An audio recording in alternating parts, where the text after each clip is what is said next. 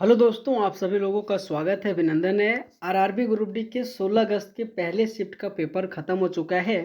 और दोस्तों, आज के पेपर में जितने भी क्वेश्चन पूछा गया था, इस क्लास के माध्यम से एक एक क्वेश्चन आपके बीच में एग्ज़ाम एनालिसिस करने वाले हैं।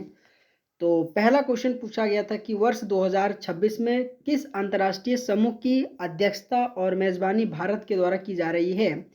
आपके पेपर में दोस्तों समिट वाला जो क्वेश्चन है ना, हर एक शिफ्ट में एक क्वेश्चन तो पूछा ही जा रहा है, तो थोड़ा सा समिट वाला याद करके जरूर जाइएगा।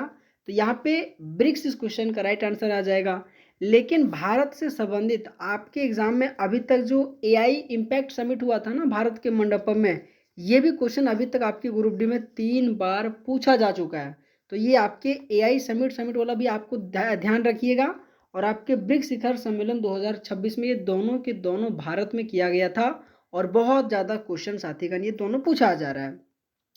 अगला क्वेश्चन ये रहा था कि 2026 ऑस्ट्रेलियन ओपन में पुरुष एकल का खिताब किसने जीता है। जब से ये पेपर शुरू हो रहा, कम से कम अभी तक 6 बार ये क्वेश्चन पूछा जा चुका होगा, जिसमें से आप सब लोगों को पता होगा कि सर जो कॉलरोज अल्कराज है ना, वही एक प्रकार से आपके फीमेल का ऑस्ट्रेलियन ओपन का विजेता रहा था। और जितने भी आपके चाहे फ्रेंच ओपन हो, चाहे ऑस्ट्रेलियन ओपन हो, चाहे विंबलडन ओपन हो, इनके मेल और फीमेल के विजेता भी आपके पेपर के लिए इंपॉर्टेंट है। तो ये भी साथीगण आपको थोड़ा सा ये ध्यान रखनी है।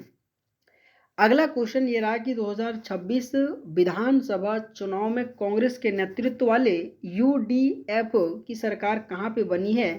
यहाँ पे साथीगण मैं आपको बात बताऊं, अभी आपके जो पश्चिम बंगाल का जो चुनाव हुआ था वहाँ पे बीजेपी सरकार आया था, है ना। तो वहाँ पे आपको थोड़ा सा ये याद रखिएगा, ठीक है। पश्चिम बंगाल में बीजेपी सरकार आया था। आपके पेपर में जो असम का था वहाँ भी आपकी बीजेपी सरकार रहा था। अगर मैं तमिलनाडु की बात करूँ तो वहाँ पे टीवीके बहुत ज़्यादा इंपॉर्टेंट है और टीवीके से आपके थालापति विजय से बहुत ज़्यादा क्वेश्चन पूछा जा रहा है। अगर मैं बात करूँ साथीगण जो केरल है, केरल में आपके यूडीएफ और आपकी पुदुचेरी में भी जो कि बीजेपी की सरकार रहा था। तो ये यहाँ के थोड़े सरकार वाला, यहाँ की थोड़े मुख्यमंत्री वाला, और यहाँ के मुख्यमंत्री कौन कौन से विधानसभा सीट से चुनाव को जीता था, ये भी याद रखिएगा। मैं गारंटी देता हूँ ये क्वेश्चन आपको पूछा जाएगा। तो यहाँ पे केरल आ जाएगा, है ना। अगर मैं यूडीएफ सरकार की बात करूँ तो केरल इस क्वेश्चन का राइट आंसर आ जाएगा। अगला क्वेश्चन कि विश्व एड्स दिवस 2025 की आधिकारिक विषय क्या है। आपके पेपर के लिए दिवस एवं थीम एक टॉपिक इंपॉर्टेंट है, जरूर कवर करके जाइएगा, जिसमें से समुदाय को नेतृत्व करने देना, व्यवधानों पर काबू पाना, एड्स प्रतिक्रिया को बदलना है, दूसरी बोल रहा है समानता लाएं, तीसरा बोल रहा है अधिकारी को समाज सस्ता चुने। तो यहाँ पे ऑप्शन नंबर बी इस क्वेश्चन का राइट आंसर आ जाएगा कि सर जो आपके व्यवधान है ना उन पे काबू पाना है, एड्स प्रतिक्रिया को बदलना है, एक प्रकार 2025 की इसका थीम रखा गया था। बाकी बात दोस्तों, अगर आप सबको ये क्लास अच्छा लग रहा हो ना, तो आप सभी लोगों से रिक्वेस्ट है वीडियो को लाइक करके चैनल को सब्सक्राइब जरूर करनी है। दोस्तों ये हमारा चैनल बहुत छोटा है, आप सबके लिए मेहनत करता हूँ, तो प्लीज़ यार एक सब्सक्राइब जरूर करना, ठीक है। मैं आपसे उम्मीद करता हूँ। अगला क्वेश्चन ये रहा कि जठर रस का पीएच मान कितना होता है। अगर मैं जठर रस की बात करूँ, पीएच मान की बात करूँ ना, तो वहाँ पे 1.5 से लेकर 3.5 इस क्वेश्चन का राइट आंसर आ जाएगा। आपने बहुत सारा सुना होगा कि सर आंसू का जो था 2.4 के आसपास में होता है, आपके नींबू भी 2.4 के आसपास में होता है, आपके समुद्री जल जो 7 के आसपास में होता है। तो पीएच मान भी साइंस से जो पोर्शन होता है ना, उनसे पीएच मान वाला भी एक टॉपिक इंपॉर्टेंट है, तो थोड़ा सा यहाँ भी आपको कवर करके जानी है। अगला क्वेश्चन ये रहा कि जब लोहे की कील को कॉपर सल्फेट के विलियन में डुबाया जाता है तो क्या होता है। यहाँ पे आपको क्वेश्चन इंग्लिश में भी दिया गया, आप इंग्लिश में भी पढ़ सकते हो, जिसको आप जिस भी लैंग्वेज में पढ़ना चाहते हैं। दोस्तों पहला ऑप्शन बोल रहा है कि आयरन सल्फेट बनता है और कॉपर जमा होता है, बोले सर ये सही बात बोल रहा है। दूसरा बोलो कॉपर सल्फेट का रंग नीला से हरा हो जाता है, बोले सर ये भी सही बात बोल रहा है। तीसरा विस्थापन अभिक्रिया होता है, बोला सर ऑप्शन नंबर 1 2 3, मतलब ये overall option number D all of the above इस क्वेश्चन का राइट आंसर आ जाएगा, जो याद रखिएगा। अगला क्वेश्चन ये पूछा गया था कि जो फेडरिक वॉलर है ना, उसको किसके लिए जाना जाता है, इन्होंने क्या दिया था। तो सर यूरिया का जो संश्लेषण है ना, ये आपके फेडरिक वॉलर के द्वारा दिया गया था।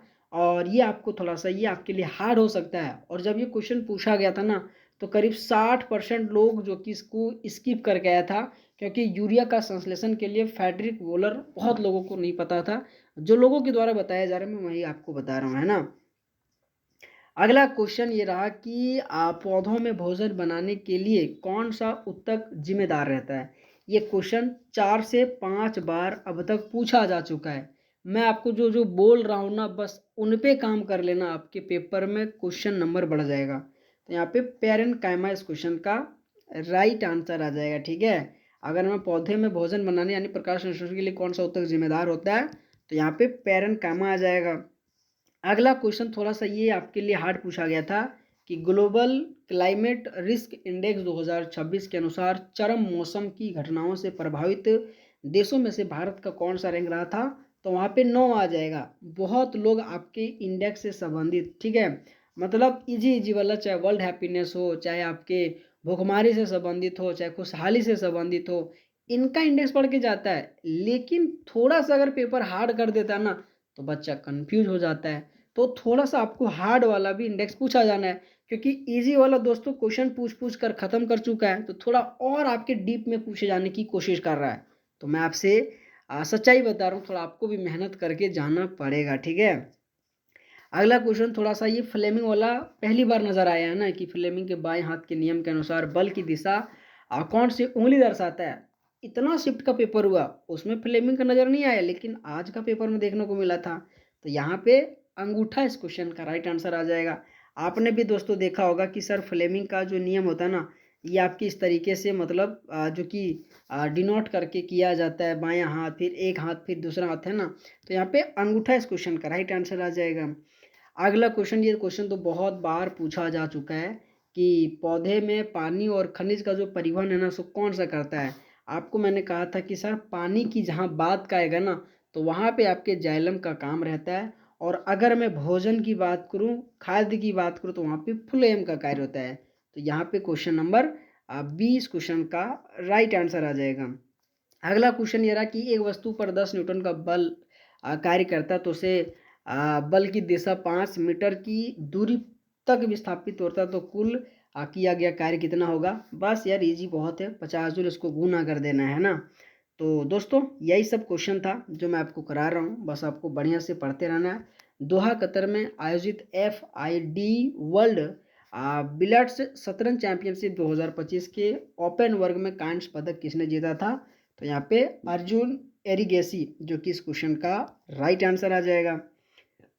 अगला क्वेश्चन ये रहा कि POCSO जो अधिनियम निम्नलिखित में से किससे संबंधित था।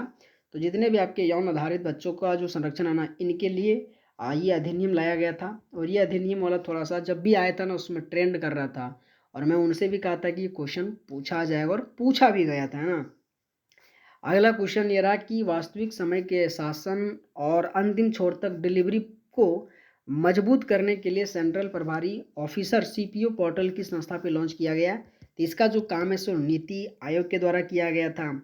अगला क्वेश्चन कि धातु और उनके गुण जो कि रसायन विज्ञान की शाखा के अंतर्गत आता है, तो अकार्बनिक रसायन विज्ञान के अंतर्गत आता है। तो दोस्तों यही सब क्वेश्चन था। आपको क्लास कैसा लगा, बाकी बात अगर आप सबको ये क्लास अच्छा लगा होगा तो वीडियो को लाइक करके चैनल को सब्सक्राइब करना। आपको दोस्तों आपका एग्जाम कब है एक रिव्यू कमेंट बॉक्स में जरूर देना, ठीक है। ऑल द बेस्ट, आप सबका बहुत बहुत धन्यवाद, थैंक यू सो मच।